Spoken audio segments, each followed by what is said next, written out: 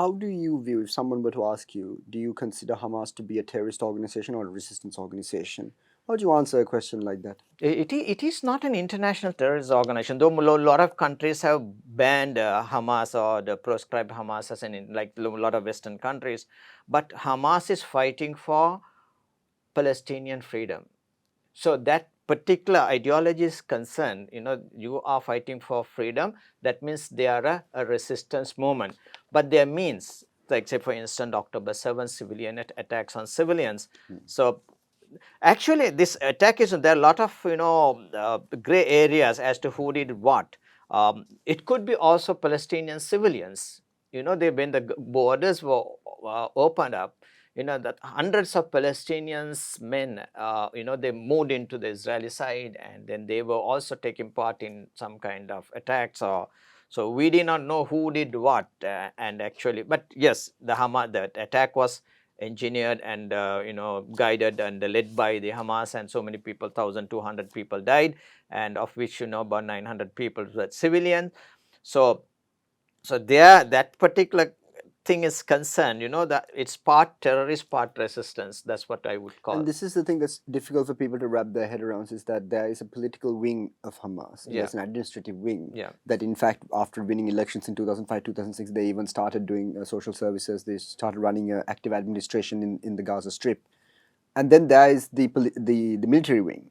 And the military wing, they're not necessarily always connected to the political wing. So perhaps they are not even aware of the actions of the military wing of Hamas. We don't know. Generally speaking, what I think is important that you also stressed is that what the audience should understand is that the Gaza Strip is generally called even by Israeli human rights organizations, it's called an open-air prison. It is very much in the form of a very large concentration camp, essentially, right? So when the borders were breached on October 7th, there's every likelihood that young men that have grown up under this occupation, that have grown up necessarily in a refugee camp, in a very large refugee camp, under constant bombardment, under fear for their lives, they broke out. And it's my understanding that, in fact, many of the settlements and many of the, shall we say, citizens of Israel are armed by the government themselves to defend themselves against any. So there's every chance that, and we know that most Israeli citizens are asked to complete some sort of military training.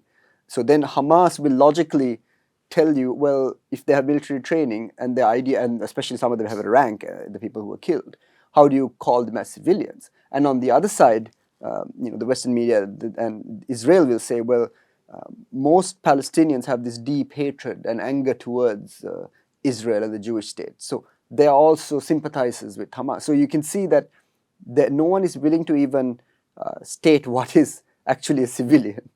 So there's a real sort of, the confusion allows for even more bloodshed in the end, doesn't it? Take for instance, you talked about these armed civilians. Like in kibbutz, almost everyone is given military training, and they are all armed with automatic rifles. Take what's happening now on the West Bank. Yes, military is now the military is operating, but prior to that, it was this armed Israeli militants from the settlements, illegal settlements they have set up in Palestinian land. They come out and they attacked the Palestinians. So far, after October 7, but nearly 200 people have died in the West Bank. So it's really it's a big problem. Not many people have addressed. Actually, this October 7 Hamas response was a reaction to what had been happening for the past so many years, right? Take for instance, before the October 7, that is from January 1st to October 7, nearly 300 Palestinians have been killed by either by Israeli forces or by these armed Israeli civilians or settlers, you call it. So it's really, and thousands of Palestinians have been taken a prisoner, and they are they have been not charged. They are languishing in without trial, like some of these people are in the Guantanamo Bay prisons in Cuba, in Guantanamo Bay, that some of these terrorist suspects, Americans arrested. So in Israel too, lot of thousands of Palestinians have not been charged. They are without trial. They are languishing in prison.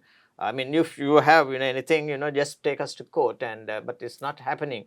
And among them, there are hundreds of children, and they should be not in prison. They should be in school, and they are being, I mean, a few days back, that a teenage girl, Ahad Tamimi, I think she must not be now teenage, a youngster now.